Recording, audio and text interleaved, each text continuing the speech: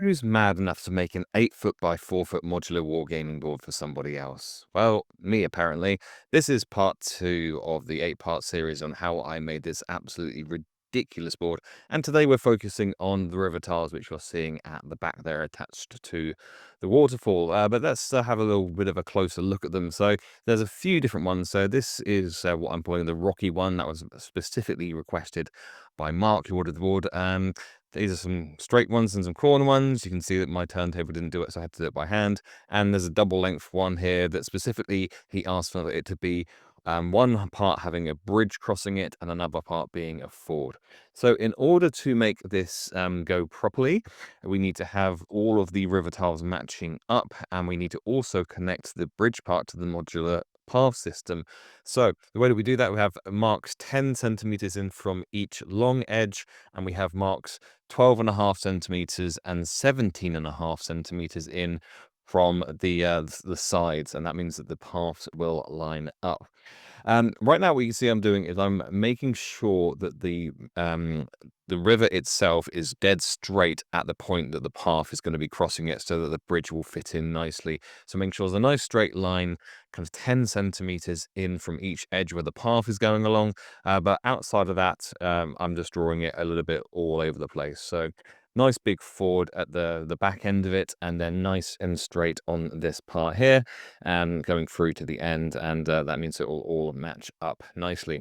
Now, to cut these, I'm using my hot wire cutter, and I have a specific angle which I set it at. So I'm not cutting dead straight. I don't know how many degrees it is, maybe 70 degrees, something like that it's set to, but it means that the all the ends of the river tiles all line up. Anything can happen between those two marks, but the angle that they cut off at is always the same when it comes to the joining part of it.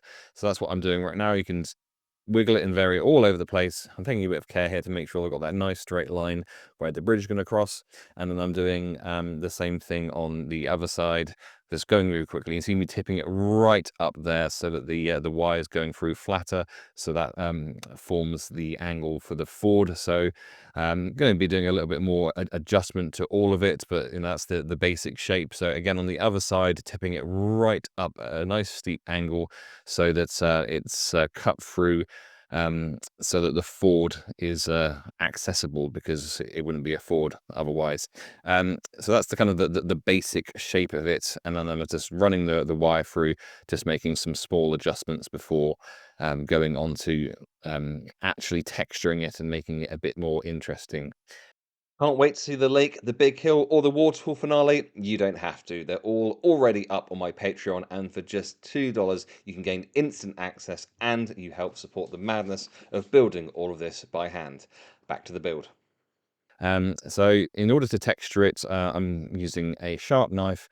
And just like you might have seen in the previous part of the video, to make all the different rocks, what I'm doing is lots and lots and lots and lots and lots, I'll stop saying lots now, of horizontal slashes. So I'm going in various different depths, but just going over and over and over again, so that you're hacking into the surface, creating some weaknesses in it, pulling out some foam at times, not pulling out others, and just generally just creating something a little bit random. And then you can just use your fingers to kind of pluck and pull and tear at the surface to make a very random looking rock surface, which is what we want. We don't want to be thinking about what the rock surface looks like. We just want it to kind of look like that. So that's what I've done. And it looks even better once it's been there, once it's been painted as well. And that's all has come from hacking at the surface and then pulling it with my fingers, and snapping it off it with the knife and things like that. Now, onto the other tiles. So I'm going to go through all of the tiles first, and then go into the texturing and stuff later on. So for the straight tiles, once again, we're doing 10 centimeters from one edge and 10 centimeters from the other, and then doing the same on the opposite side, and then anything can happen between them. So this is a straight river tile, but it's got a bit of a curve going onto it before going back to center again. And for the curved ones, obviously, we need to do 10 and 20 centimeter marks on one edge, and then we're going to be doing it on any adjacent edge. So exactly the same thing, 10 and 20 centimeters along this edge, which means that all of the tiles will join up nicely. And once again, between these two marks, anything can happen. So you can have a really nice tight curve. You can make the river really, really wide at this point. You can make it really narrow. I didn't do anything particularly interesting with this. I made it slightly narrower, so that maybe it could be crossed at that point if that's what someone wanted to do whilst they were playing. And then the other one I did, as I mentioned earlier, was a rockier one. So rather than marking it out with a pencil, I marked it out with the knife and just very jagged hacking. Well, not even hacking because there's no pressure, but just randomly just sharply changing the angle is what I'm trying to say. So it appeared more rocky and more jagged. And so when I came to cut it, I knew that I was kind of following these lines because these lines are almost guidelines rather than things that I'm really desperately following. So didn't realize how blown out this was when I was filming it, unfortunately, but you can see that those jagged lines come out the in the cut there. So those are ready for further texturing.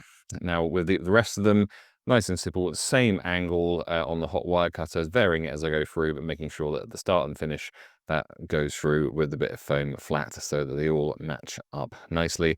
Nothing particularly complicated here. You don't need to do this with a hot wire cutter. You don't have to have an angle where they join. You can do it with a knife and you can have them being dead straight. It's just a personal preference. I think that the river edges should be at an angle rather than dead straight, which is why I do them like I do them.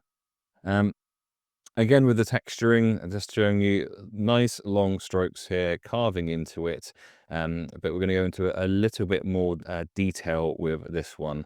So starting in exactly the same way, but then on the top of it, I'm just doing some light scores. This isn't going really deep. I'm not really trying to cut it. You can see by how I'm holding it, that it's quite a light pressure that I'm putting on.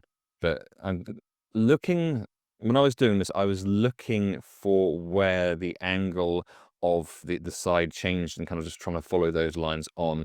And once I had those scored to a certain depth, I just started tearing at the surface. So we're combining the work we did with the horizontal lines and seeing where the other lines go in, and then going back to some horizontal lines and maybe start going from the randomness that we've created by pulling at the surface and then going, right, okay, that looks cool.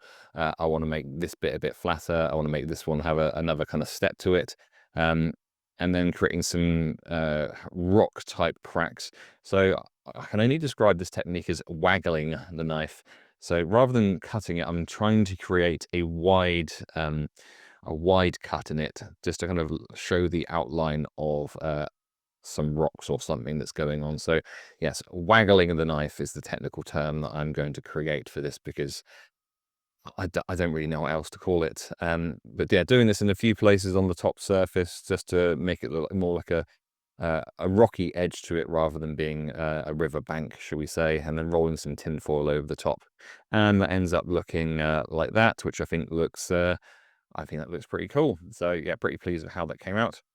Now, to attach them to the boards, first of all, I sand the bottom of each piece. I coat it in PVA glue, and then I'm putting them on the borders, just making sure they're nice and aligned with the edges. They've been cut to the correct length. And then they need some pressure on top of them. So I just chucked some more boards and then worked on top of those boards as I glued the other pieces, and these done exactly the same way. It's making sure that everything lines up with the edges, because if they're not, then the tiles don't align particularly well. So sanding the bottoms, chucking a load of glue on, and then putting them in a stack, and then I put some weight on top of them as well. Now, the more jagged one, I took some other bits of foam and made these rocks like this, and these were done in exactly the same way as I did the riverbank edges. And from here, I just glued them on so that we had this really gnarly, rocky terrain that was kind of sitting at the edge of this particular river tile, as requested by Mark, who commissioned the board. Then it was on to base coating it. So this is a combination of black paint and PVA glue, which gives it the nice deep color to work from, and also seals it a bit as well. So did that across every single rocky bit and the river bed itself. Then did the same thing with brown paint on the top part. And that's all you need to do in terms of the base coating, for showing you the same thing on the rocky tile as well. So anywhere it's rocky, black, and then anywhere else I'm going with brown. Before we carry on, quick break to tell you about goodenoughscenery.com. If you are looking to buy your own modular wargaming board rather than make your own, then head to goodenoughscenery.com, drop me a message, tell me about your dream wargaming board, and I'll see what I can do about making it a reality. Anyway, back to the rivers. Next up, we need to make the rocks a little bit more rock-like. So we take the brown base coat and we're going to do, I don't know, this is painting with the brush at a perpendicular angle with a lighter color. It isn't dry brushing because we're not getting loads of excess off. We're just making sure the paint, there's not a good amount of paint on the brush, and then going perpendicular. So we're hitting all of the edges and a few other bits as well, not caring if it goes into the riverbank. But you can see through the kind of the time lapses just how quickly you end up with a surface that looks way more like rock. I mean, it kind of looks like rock. I mean, there it looks like rock with, without doing any of this. But by hitting the edges, we really start to add some depth to it. I think particularly when this one gets turned around in a second, you'll see just how good it looks. I mean, this is sped up, but it was a matter of a couple of minutes work to get it looking like that. And then doing exactly the same thing once that was dry, but with white paint, and that really starts to bring up the brings up the highlights and really gives some depth to the thing itself. Now, really important step here, we're getting close to where we want to be doing our resin pour. Now, you don't necessarily need to do this, but for the cost of some UV resin and a UV torch, this guarantees that you're not going to have any resin leak underneath the tiles themselves, because I have had it leak under the foam before, and I don't want that to happen again because it's a right mess. So what I'm doing here is putting UV resin along the edges and then sealing it with the torch. Now, in terms of stopping the resin leaking out the ends, I take some acetate sheet, I cut it to the right length, and then put some UV resin along the edge. And I've tried a few different ways of doing dams, and this is my favorite way. So just putting a little bead along there like that, tipping it up so it's vertical, and then instantly getting that UV torch on it so that it sets. Then as it's setting, also doing the edges. So this is building up a real, it's not just the acetate sheet that's stopping it, it's actually a dam made of UV resin. And this is what I'm doing here, putting, I've tipped it up on its side, as you can see, and then I'm putting UV resin along the acetate sheet itself. So it's almost like it's like a double thick there. So you can see the height that it goes up to the UV resin. So there's nowhere for the resin to go but to stay exactly where we want it to stay. And once you're finished, you can just peel that acetate sheet off. Filling in the river now, we are getting some rocks which were made in exactly the same way again, and just gluing them in. And I did this on all the different ones this does a couple of things. It makes it look a lot more interesting, but also it means you use less resin. Now, as you might have seen in the previous video, there's magnets hidden in the board all over, and the way that I've done this is getting a drill, which is the same diameter as the magnets, and just placing random things all over, which means that scattered terrain can be attached really easily. So in the previous video, I showed you how I attached the magnets, which was a case of just a bit of glue in the hole, chuck a magnet in, bit of glue on top, and then sprinkle a bit of a bit of flock on top to kind of hide it. Making sure that the flock is the right color for the area that you're going for. Flocking it itself, you see I'm covering this top layer in glue. You can do this kind of bit by bit as I did on the other one, but I decided to do this all at once. So starting with exactly the same green flock as I went before, you can see I've got a massive bag of 3 flocks mixed together.